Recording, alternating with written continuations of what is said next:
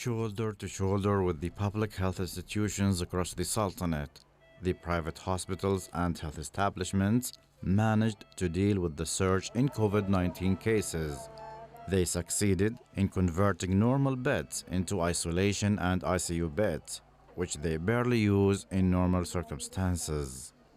We are now have had experience, and now we are prepared for, God forbid, any problems or such happenings in the future.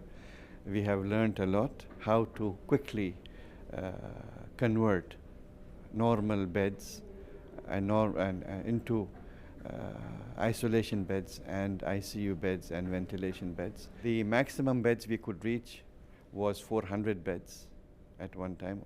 Patients were admitted in COVID, and then 60 ICU beds, and then of those 45 ventilated beds. That was the maximum reached.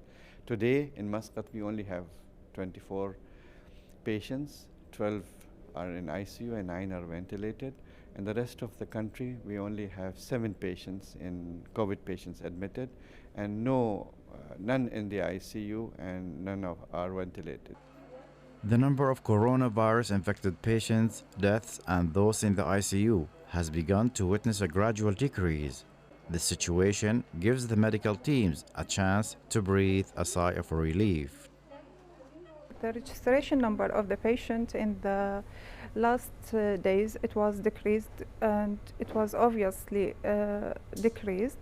The number of the patient, they are coming for the COVID clinic, and they are admitted in the ICU.